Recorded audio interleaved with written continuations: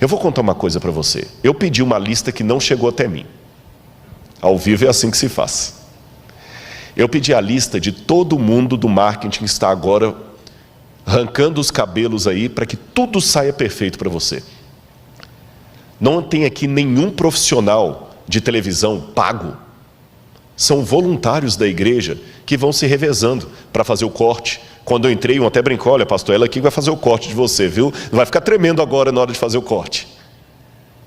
Os que cantam, ainda que tenham uma voz bonita, trabalhada, não são cantores profissionais no sentido que estão cobrando cachê para estar aqui. Não. Os câmeras que estão agora me filmando não são câmeras da Record TV, da Rede Globo, ou dos melhores cineastas de Hollywood ou do Netflix. São irmãos que aprendem a operar a câmera e estão aqui. Uma vez eu dei um estudo bíblico para um homem que hoje já faleceu e que ele era ateu quando eu comecei a estudar a Bíblia com ele e se converteu a Jesus durante os estudos. Estava se preparando para batizar, mas morreu antes que isso pudesse se realizar. O seu nome, Peter Garsten. Se você colocar na internet, você vai descobrir quem é. Um dos maiores iluminadores do Brasil. Tanto que quando ele morreu, saiu no Jornal Nacional, no Globo, a notícia: morreu o mago das luzes. Alemão. Quando ele veio estudar a Bíblia comigo, ateu, a primeira coisa que ele falou é o seguinte: eu quero um mapa e um atlas. Eu quero um atlas e uma linha cronológica da Bíblia. E falava muito de Schopenhauer. E uma vez que eu levei o Peter à igreja, eu tive duas situações interessantes com ele. Uma, quando eu levei a igreja pequenininha, lá em Areal, no Rio de Janeiro. Eu ia pregar e tinha uma irmã passando a lição de escola sabatina. Ele falou: ela é a pastora da igreja? Eu falei: não, uma irmã passando a lição. E tinha um outro cantando: é que ele é pastor? Não. Eu falei: o pastor não está aqui hoje, eu que vou pregar. Ele falou: mas todo mundo participando sem nenhum pastor? Eu falei: exatamente, na igreja adventista é assim, todo mundo participa. O púlpito é ocupado pela mulher, pelo juvenil, pelo homem, pelo adulto, pela criança, pelo idoso, pelo leigo. É lógico que numa igreja grande como esta aqui, é mais difícil ter oportunidade de púlpitos, mas numa igreja local, quem se lembra, durante a semana eu expliquei o que é distrital para os adventistas. O pastor cuida às vezes de 10, 15 igrejas, 12 igrejas, ele não é onipresente. Então quem cuida da igreja na ausência dele é um ancião, é um líder, tem escala de pregação. O meu primeiro sermão na igreja eu tinha 14 anos, e o Peter falou algo que nunca mais eu esqueci. Ele falou: vocês têm aqui a democracia da liturgia. Eu falei: é isto mesmo. Já que se fala tanto em inclusão hoje, quer maior inclusão do que esta? Quando o NASP tem um coral cantando aqui à frente, e o pastor Douglas sabe disso, porque não é o primeiro internato que ele trabalha. Quando eu conheci, ele trabalhava no outro NASP lá de Engenheiro Coelho. Depois de lá ele foi para outro canto, fez doutorado, foi para o sul do país, cuidou e voltou para São Paulo de novo para ser diretor de escola. Quando você tem um coral bonito cantando aqui à frente, naquele coral tem o filho de um mega empresário riquíssimo e a filha de uma lavadeira, todo mundo cantando juntinho ali do mesmo jeito. No Desbravador está lá o filho do empresário riquíssimo e o filho da lavadeira e o filho da pessoa que está até desempregado, todo mundo junto ali, todo mundo participa. Não estou querendo enfeitar a realidade para você. Na igreja também tem problemas. E se eu estou falando para alguém que fala que não quer vir para a igreja porque tem muita gente com defeitos aqui, venha, tem espaço para mais 2, 3, 4.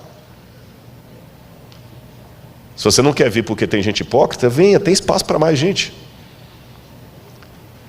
Não enxergue a realidade com óculos cor-de-rosa. Tem problemas muito sérios aqui, isso é um hospital. Mas esse hospital também tem cura. E se você está assistindo alguém hoje aqui, eu sou um produto da Igreja Adventista do Sétimo Dia. Não tenho nenhum parente adventista. Paguei pesado um preço para vir para essa igreja, fui expulso de casa, humilhado, tive que dormir de favor na casa dos irmãos. E eu vou falar agora que essa igreja não presta? O que eu faço com o irmão que me deu abrigo quando a minha família me botou na rua? O que eu faço com aquela irmã que chegava todo dia lá com a pasta de dente? O que eu faço com aquela irmã piedosa, semi-analfabeta, que todo sábado está lá certinho na igreja e todo final do mês ela está dando o dízimo dela na igreja? Se eu falar que a igreja não presta, eu estou falando que aquela irmã não presta. Esse é o povo de Deus, e é contra esse povo de Deus que o diabo está se levantando. E uma grave crise aguarda o povo de Deus.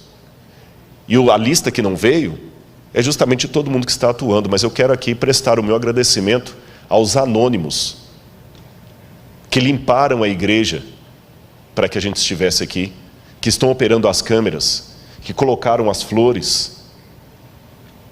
Deus seja louvado pelos irmãos que Ele me deu. Deus seja louvado. Como eu falei, tem problemas? Tem. A igreja às vezes é como a Arca de Noé. O mau cheiro dos animais você só aguenta por causa do dilúvio que está lá fora. Mas ainda assim, é melhor dentro da arca. E quando eu digo animais, é bom eu dar uma olhadinha se não sou eu um dos mal cheirosos. Eu me olho no espelho, eu já sei os problemas que eu trouxe e eu peço que Deus às vezes não me use como propaganda dele. Entendeu? Essa igreja será sacudida, porque o inimigo tem ódio da igreja. E é por isso que eu vou falar do tempo de angústia. Olha essa mensagem que eu quero colocar para você aqui. Você por acaso já ouviu falar no pecado contra o Espírito Santo? Eu acho interessante como é que alguns temas desapareceram do púlpito nos últimos tempos. Você ia fazer antes um JA, a pergunta dos jovens era: pastor, será que eu cometi o pecado contra o Espírito Santo? Um medo. Hoje eu não vejo essa pergunta mais, sumiu. Ninguém nem pergunta mais. O que é pecado contra o Espírito Santo? Parece que ninguém mais comete isso, não tem mais medo disso. Coloca de novo na tela o texto que eu quero ler para vocês. De acordo com a Bíblia e a realidade, chega um ponto na vida em que certas características estão até tal ponto implantadas em nosso caráter, que as situações novas só conseguirão arraigá-las ainda mais em nós. Esta é uma das nossas tragédias como seres humanos. Olha o que diz o livro de Ezequiel, capítulo 3, verso 23.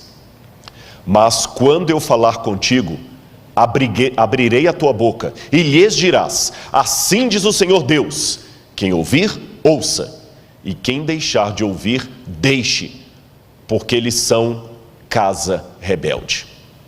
O que a Bíblia está dizendo aqui? Se você sair do livro de Ezequiel e entrar no livro do Apocalipse, você verá um texto muito parecido. Continue o justo na prática da justiça e o injusto na prática da injustiça. Ou seja, o pecado contra o Espírito Santo é, em outras palavras, uma situação que a pessoa chega na vida de tal resistência à voz de Deus, que o Espírito Santo já não fala mais no seu coração. E quero dar uma notícia muito trágica para você nessa noite. O pecado contra o Espírito Santo pode ser cometido em vida. Normalmente, as pessoas só têm a sua situação definitivamente resolvida para a salvação ou a perdição quando ela morre.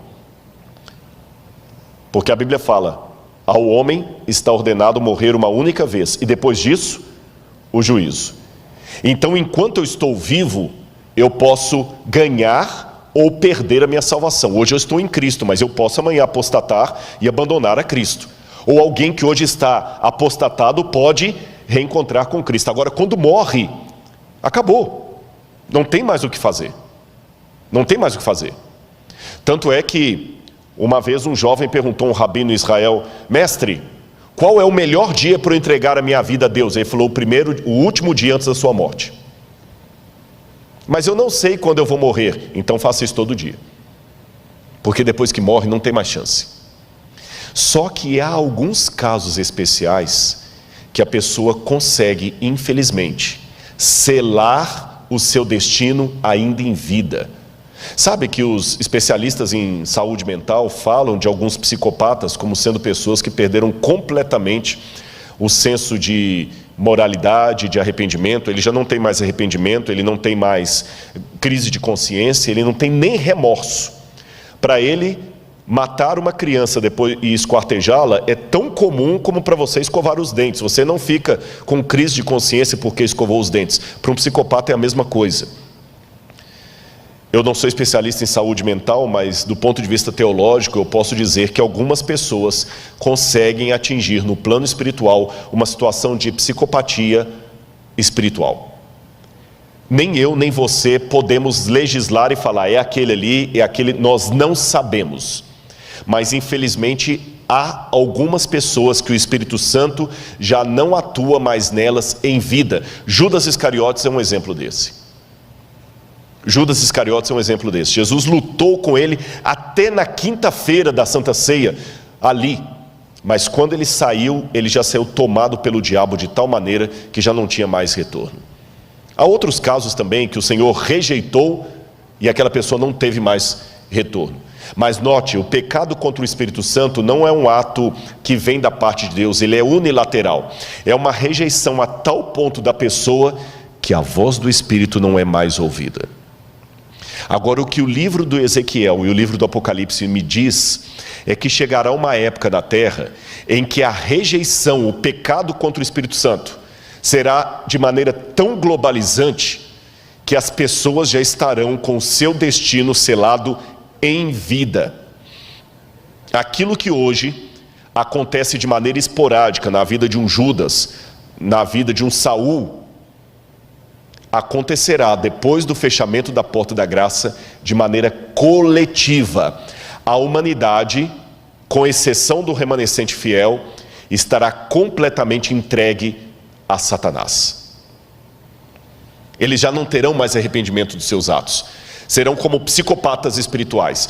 Aquele poder do Espírito Santo que ainda refreia os meus gostos, a minha vontade, não atuará mais. E eu vou descrever nessa noite como é que isso pode acontecer a partir da Bíblia e de alguns autores fora da Bíblia.